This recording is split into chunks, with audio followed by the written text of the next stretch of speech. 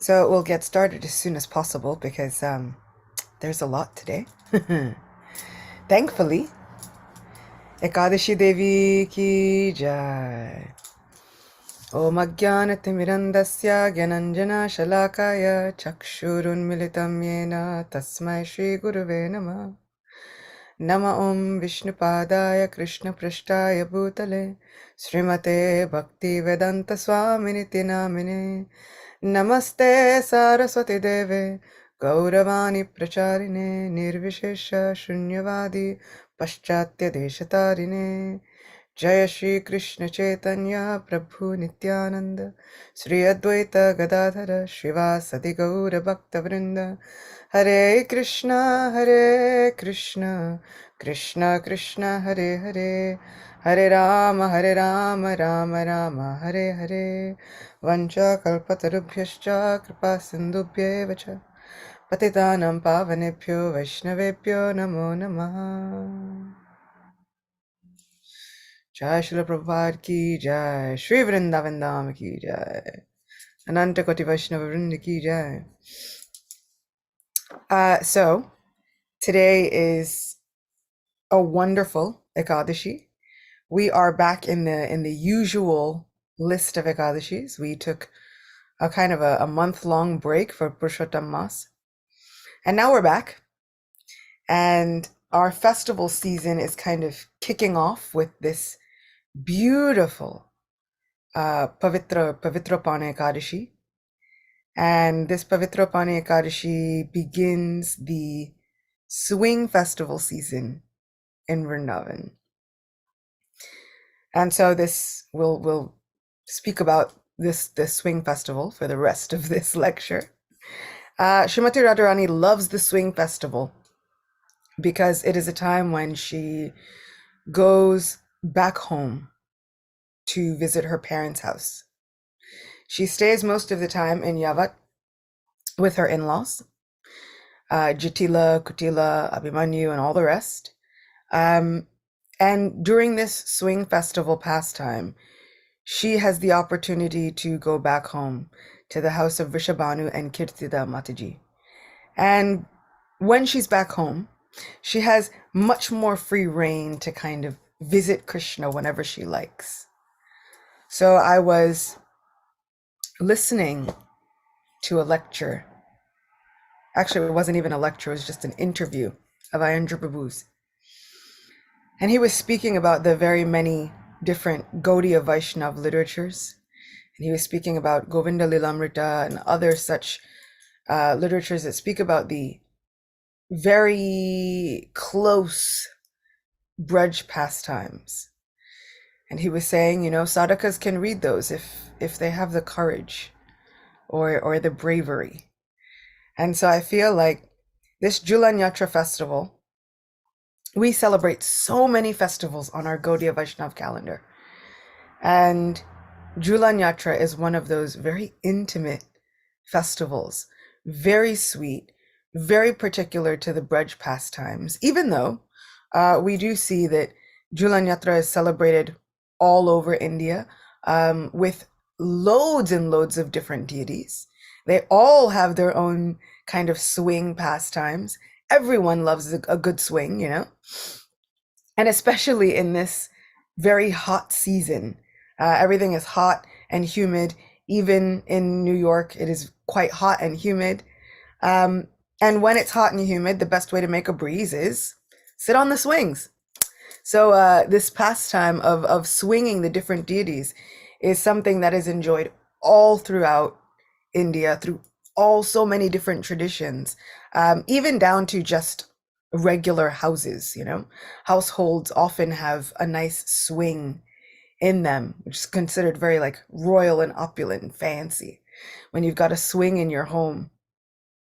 And especially even for like Dameshwar Mahaprabhu and Gauranga Mahaprabhu, he would come home and often sit on this elaborate swing that is in the houses, and just kind of unwind after a long day. So this is the crux of the Julan Yatra festival, that the divine couple is now placed on a swing, and sometimes they are lightly misted with rose-scented water, with sandalwood water, with musk water, like water that has been perfumed with so many different scents. And we'll hear more about that in a minute. And it is such an intimate service to be able to offer to the divine couple. And this is a time when everyone gets to play the part of pujari. Everyone gets to have such an intimate role in the pastimes of Shri Shri Radha Govinda. So in this instance, there's Brahmins, there's non-Brahmins, there's initiates, there's non-initiates, there are new devotees and old devotees, in quotes. There are all kinds of living entities from all walks of life, genders, species, doesn't matter. Now everyone gets to come and swing the divine couple. So I urge you, even within your homes, find your way to your nearest temple, do whatever you can in order to be able to swing the Lord of our heart and enter into this deep and ecstatic and wonderful, intimate pastime. How often do we get to play the role of pujari? How often do we get to be in the role of the intimate Sakis in Vrindavan who are offering such a service to the divine couple, to Shri Shri Radha Krishna? And we'll hear about Radharani's kind of reciprocation. I was going to say retaliation, but her reciprocation. What she does when she is so pleased with someone for offering this swinging seva, this Julan seva. But first, we have to get into the actual pastime itself. So I'm going to read from Ananda Vrindavan Champu. This is by Sri Kavi Karnapur, who was a wonderful associate within the pastimes of Sri Chaitanya Mahaprabhu. He was, as far as I understand, the son of Shivananda Sen, who would often organize the many yatras for Sri Chaitanya Mahaprabhu and make sure all of the taxes were paid, make sure that all of the devotees were taken care of, make sure that all of their prasad was taken care of.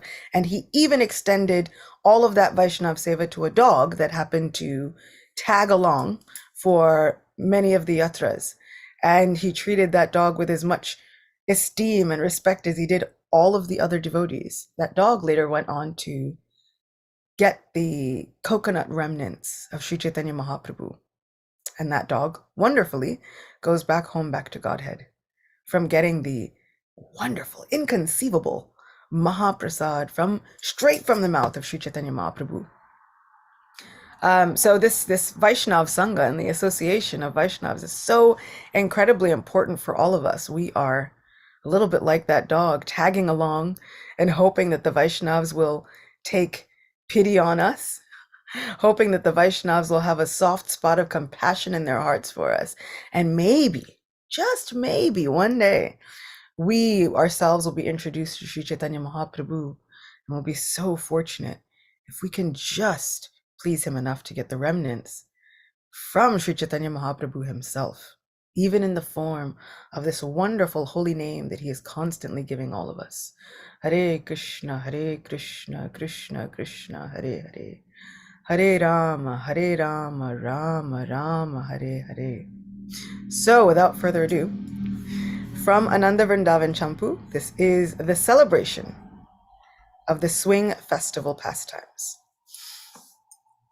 On another day, Krishna performed the swing festival Julan Yatra, which is the perfect object of meditation for those desiring a taste of devotion. On that day, the sweet pastimes of Radha and Krishna far surpassed the sporting of the demigods and their wives in the celestial gardens.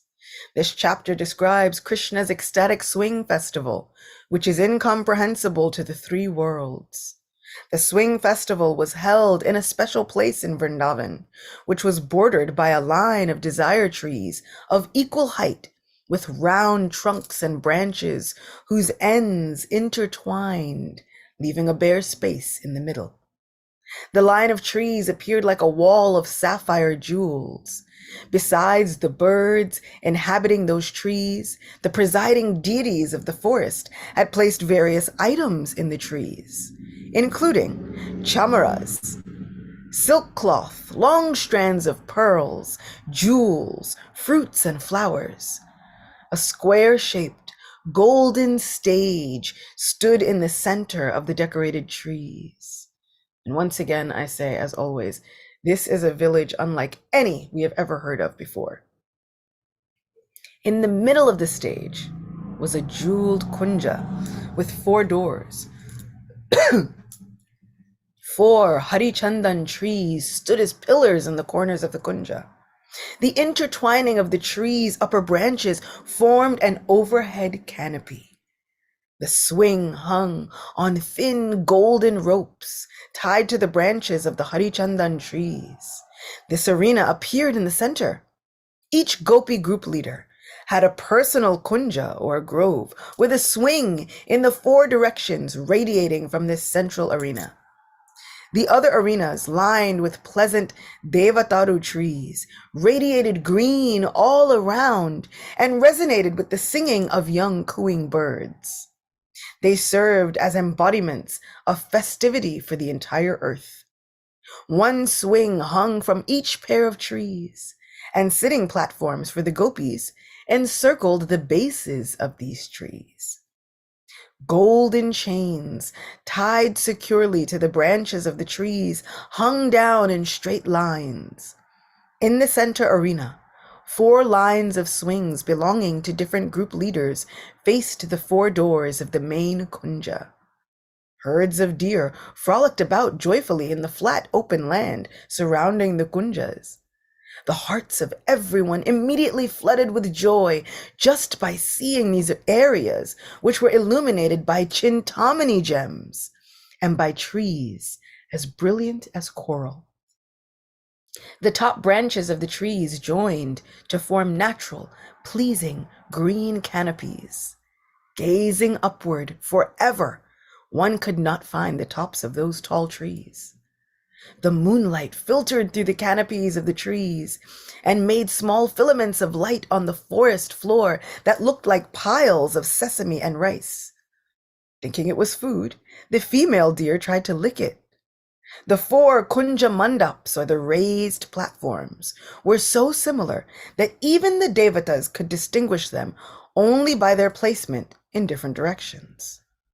In those areas, the Vandevis, or the forest goddesses, had stretched a canopy in preparation for the swing festival. The scattered moonlight appeared like pearl belts taken from the deities of the directions, broken by the steady wind and broadcast on the earth out of respect for the land of Vrindavan. It appeared as if all the stars in the sky in great bliss left their positions to come offer their respects to the land of Vrindavan. Pieces of rustling silk cloth from the goddess of the sky formed the rooftops of the kunjas and hung down quivering like tongues trying to lick the dust of Vrindavan. Wow, we hear that everything is conscious within Vrindavan, even the cloth. The nets of pearls hanging from that cloth were swinging gently in the soft breeze and pleasantly resounding like tinkling ankle bells. The forest gods had decorated the canopies with strings of various kinds of fruit and with fine scented chamaras resembling white lotuses born from the sky or swans flying up from the lake of moonlight.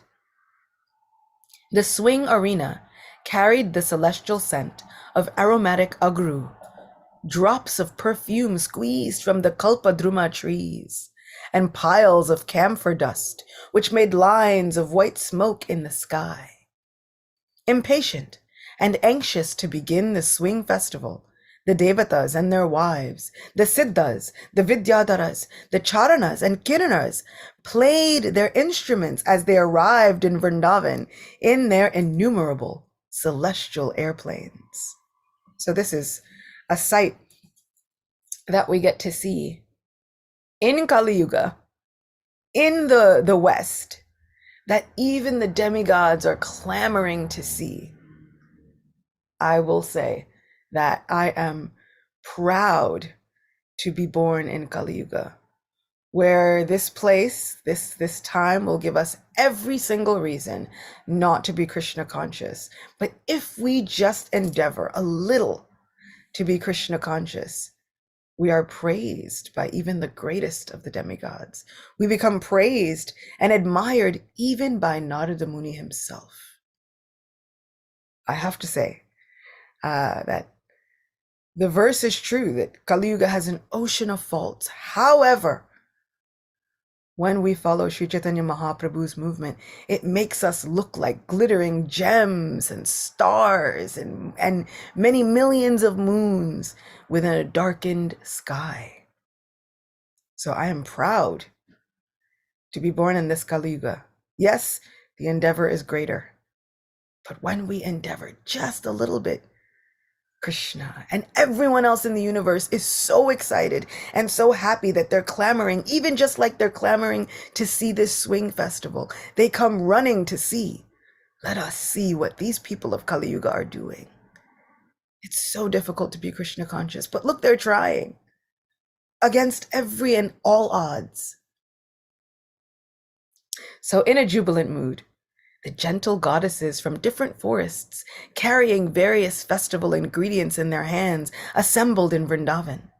With friendship, kindness, and all good qualities, they finished decorating the swing arena and built an impressive entrance with the best garlands. From all directions, flocks of joyful birds came fluttering to broadcast the sweetness of the swing festival. They perched peacefully on the twigs and branches of the trees around the arena. Eager to see the wonderful swing festival, the birds sang the glories of Krishna, while their own hearts swung in delight. See, this is what we can do. Forgetting all troubles and impelled by curiosity, varieties of deer gathered in the kunjas. They stood as motionless as figures in a painting, appearing as if they had not been attracted to the forest by the sound of Krishna's flute, had not abandoned their household duties, and had not opposed their elders. The doe-eyed gopis, like touchstones for pleasurable pastimes, suddenly manifested out of nowhere, as if coming directly from the desire trees. Colored with kumkum, their waists glistened, ready for dancing. They wore fluffy petticoats, covered by fine silk dresses extending to their ankles. Glittering bodices beautified their breasts. Their effulgent bodies were adorned with festive colored sashes and tinkling waist belts. As a person who really enjoys fluffy petticoats, I really liked that section. How wonderful are the gopis of Vrindavan. The soft rounded shoulders of the gopis rivaled the flower bow of Cupid. The gopis had tucked flower arrows in their girdles and held flower bombs in their hands. In the arena of the artful amusing swing pastimes, the blissful gopis appeared like the incarnation of Rati, the goddess overseeing festive love battles. She's also the wife of Cupid. Some gopis had flower pollen sachets hidden in their golden waist belts. Those bags of pollen seemed like the accumulated wealth of their skill in playful lovemaking, collected over a long period of time for purchasing the jewel of Krishna's mind. Some gopis held thousands of flasks filled with fragrant agru, musk, camphor, and sandalwood ointments. These thin, delicate flasks would break open with just a breath. Others carried ingeniously designed syringes or water guns called pitchkaris, filled with flower essences, kumkum water, sandal water, and musk water. The gopis looked like well-armed soldiers ready for the battle of love. Anxiously awaiting the arrival of Radhika Sham to start the festival, each of the gopis, the jewels among women who were more beautiful than the soldiers of Cupid, thought that she would swing first. The gopis entered the 4 arenas around the main area while discussing this amongst themselves. Out of excitement, they made a din with their loud laughing that resembled the sweet cooing of the cuckoos. Krishna entered the swing arena with his left arm resting on Radha's shoulder, holding his flute. In his right hand, Krishna twirled a lotus flower, while his bangles chimed happily. A pleasing peacock feather topped his reddish turban that tilted attractively to one side. Krishna's elegant earrings and ear lotuses swung in the breeze created by the bees circling his head. Fine cloth kissed his limbs, lit by the jewels of his crown and bracelets. Krishna shone attractively with his pearl necklaces tinged red from the rays of his Kaustuba jewel. Light, delicate footsteps accented his graceful yet playful gait. Jeweled anklets and bells adorned his lotus feet. Krishna, his splendid lips shining, appeared somewhat drowsy from chewing betel nut. Yet his effulgence easily defeated the combined radiance of all the jewels adorning all the ladies in heaven. Krishna's effulgence took the shape of a jeweled mace to announce his entrance into the bower of jeweled trees. As Krishna and his servants ascended the dais surrounding the swing, the birds screeched, "Victory, victory, Jai Ho, Jai Ho."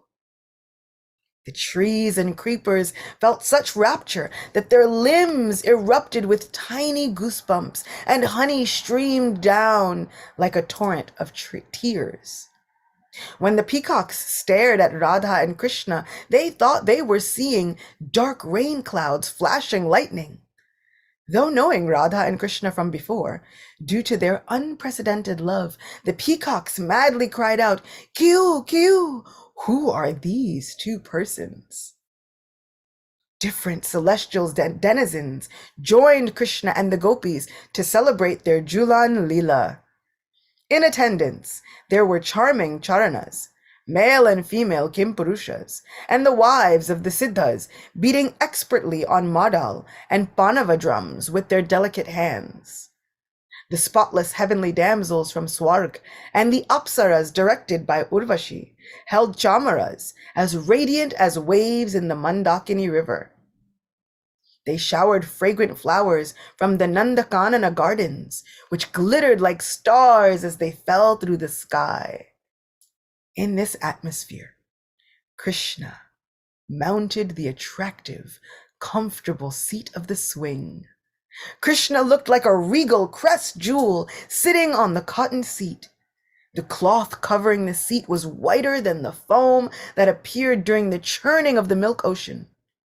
Shining pillows also adorned the beautiful seat. Seeing that amazingly wonderful swing purified the vision and empowered the eyes to see other objects in a fresher way. While the devatas played sweet music, Mukunda and Radha marveled at the intricate workmanship of the jeweled lamps illuminating the swing.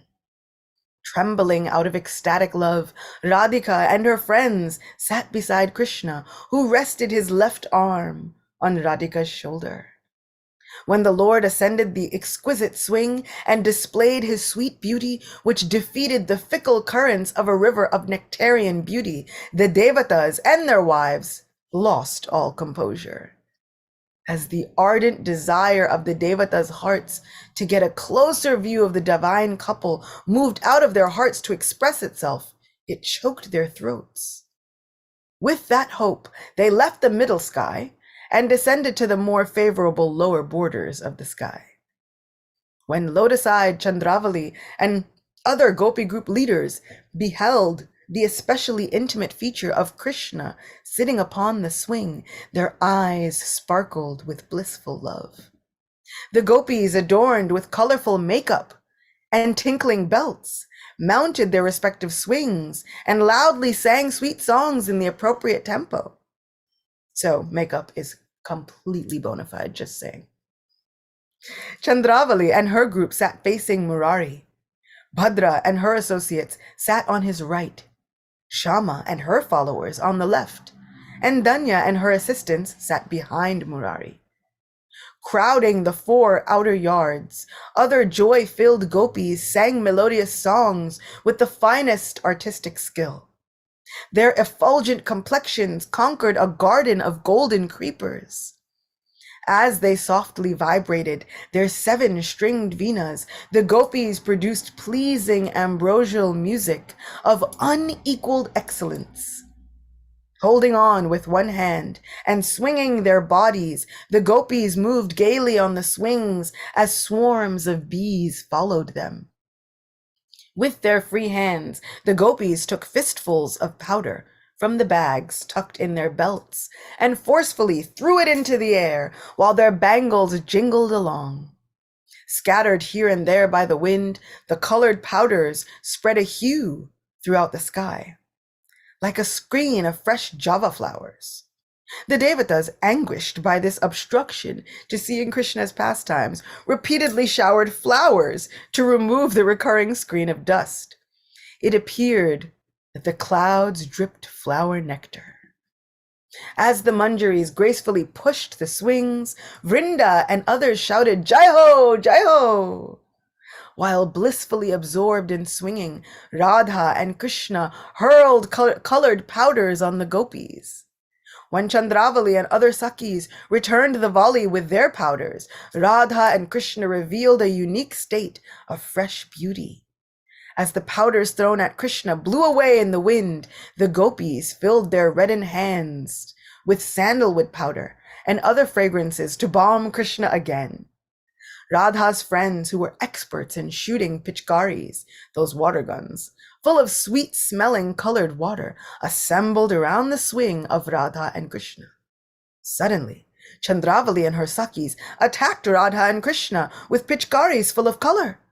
With their jeweled pitchkaris loaded with scents and glittering like the moon, Radhika's Sakis counterattacked Chandravali and her group with a fountain spray of color. Aimed mainly at Chandravali, that spray of liquid scent did not even once touch the bodies of Radha and Krishna. Gathering their forces, Radha's Sakis, who were eager to win the battle, shouted, "I am winning! I am winning!" In the pandemonium, a few more gopis picked up pitchkaris and wildly squirted other gopis. In the excitement to win, some bottles of liquid fell and broke, releasing thick streams of agru and sandalwood-scented liquid over the ground. When the flower bombs, being forcefully thrown from all directions, came too close to the son of the king of Vrindavan, the gopis deflected them. If, however, any bomb happened to hit the dark blue body of Krishna, Radhika herself happily wiped it off with her soft hand moistened from perspiration. Feeling disturbed, Krishna lost his composure upon seeing the condition of the gopis. He was afflicted with pride and apprehension. To increase the pleasure of the doe-eyed gopis, who gazed at him with shy, downcast eyes like chakoris, agitated by the moon, Krishna abandoned all rules of formal conduct and followed the whims of Cupid. Witty, humorous, and controlled by his consorts, the brother of Balaram, rolling his eyes in desire, challenged the groups of gopis, facing him on all sides, eager to play holy with him. Skillful at sport, Hari smashed the gopis in the southern direction with a deluge of colors. While moving on their swings and firing red powder at Krishna, the beautiful gopis appeared as victory flags of cleverness. Then Krishna subdued the playful, blissful girls on the northern side. Next, he defeated the gopis and their associates in the western direction, who kept swinging the whole time while strongly desiring pastimes of enjoyment. Their eyes and bodies defeated the beauty of lakes full of lotus flowers. Then he conquered the elegant, excited women on the eastern side, who were particularly attractive, being seated on swings directly opposite him.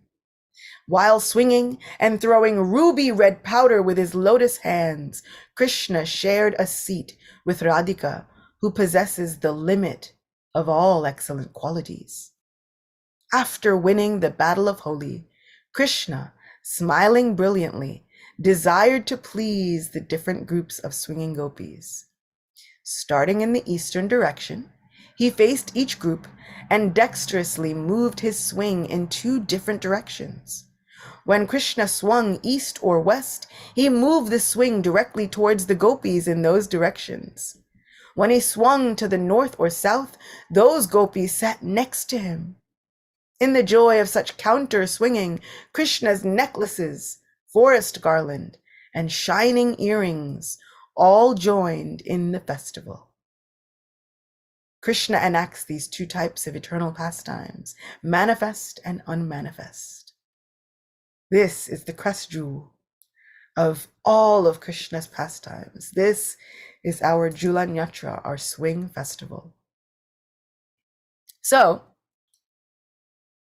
after this wonderful swinging occurs, we hear from many other sources that Srimati Radhika is so pleased with everyone who has offered such service during this Julan Leela that she herself jumps off of the swing and catches a fortunate gopi by the hand. And she pulls that gopi and makes her sit on the swing. And one by one, everyone who has helped in this swing festival, she makes them sit on the swing next to Krishna. And then all of the Sakis push that fortunate soul on the swing with Govinda. This is our fate. This is what lies in store for all of us. So during this swing festival for the next few days, anytime that you are swinging, look at the deities with such affection, such love within the heart that they will understand, here is a soul who is happy, joyful, just waiting for this festival, coming to serve me. And Radharani will be so happy with our service that she will jump off the swing herself, catch us by the hand and say, you come and sit and swing with Govinda. Srimati Radharani is so kind and compassionate that when she sees a soul who is offering such service, she is eager to share the Lord of her heart with them. I don't know anything more compassionate than that. I don't know anyone more merciful than our Srimati Radharani. It is that same compassionate, merciful, loving heart that inspires Sri Chaitanya Mahaprabhu to give everyone within the entire universe what is dearest to him. This love of Krishna, this beautiful holy name within which is hidden all of the pastimes, within which is hidden Radha and Krishna themselves. Hare Krishna, Krishna Krishna, Hare Hare, Hare Rama, Rama Rama, Hare Hare. I offer my obeisances to Sri Chaitanya Mahaprabhu, who is so magnanimous and who has come to give what no incarnation has ever given before, this wonderful Krishna Prema. Namo Mahavadanyaya Krishna Prema Pradayate, Krishnaya Krishna Chaitanya Namne Gauratushe Namaha. Julan Yatra Maha Mahotsav ki jai, Ekadasi Titi ki jai, Shri Vrindavan Dham ki jai, Srila Prabhupada ki jai. Thank you. My breath is almost just taken from me. I don't know how we can possibly respond to that other than saying thank you so much. I felt like I was right there. I could see we were debating in the chat whether it was flower bombs, like, or if it was flower bombs, like bombs, the bombs. Oh, okay, see, there we go. So either way, the best kind, the only kind of bomb that I think ISKCON supports is a flower bomb. That's awesome. So thank you so much, Acyuta Gopi Prabhu, for taking us through that pastime. It was it was just reminding me of the first time that I got to swing I call them the baby deities at the Bhakti Center, they're called Chota, right? Yeah. The Chota deities, but I didn't know that term, so I was just like, the baby deities. I want to swing the baby deities, And yeah, like how you said, like this is one of the few times that we get to be pujaris, those that don't have Brahmin initiation and haven't gone through the whole training. We actually get to like serve Radha and Krishna and see them swing. And I remember just crying because I couldn't believe that I was getting to do it. So yes, I put in the chat for those of you who are near New York City. There's a link with more information on how you can participate in the Julan festival at the Bhakti Center, which actually starts today, right? And there's going to be one. Usually it's in the evening, but today you get to do it in the morning. So I definitely recommend it. It's 100% gorgeous. So Jamuna Jaya has her hand up. Sorry, go for it. Hare Krishna, Acyuta Gopi, thank you so much. Just so beautiful. I spent all last week performing at a day camp, and I was watching a whole bunch of kids on the swings and the playgrounds there, and I could just sort of picture that because it was that like the way puppies play, like all right, So the whole time I was just thinking that's exactly what it is. And then there was one point where you said that what they were seeing, or I think it was the demigods, I can't remember, what they were seeing purified their eyes so they could see things in a different way. And that just really struck me. And since, in this class anyway, we've been in the Rasa Leela, and it's always about seeing things in the proper way. Seeing this is really it's really scrubbing our eyes and seeing that this is no ordinary play. This is transcendental play. This is the spiritual world. And one more thing, I'll just say, my first trip to India, my first night was at the Flower Festival. And Danyadar Maharaj, Radha Maharaj, and then another Maharaj I did not know at the time. I remember them picking up petals of flower and hurling it at each other. And that was my introduction to India, and it has so stayed in my heart. So you brought that back to me. So thank you so much, Acyuta Gopi.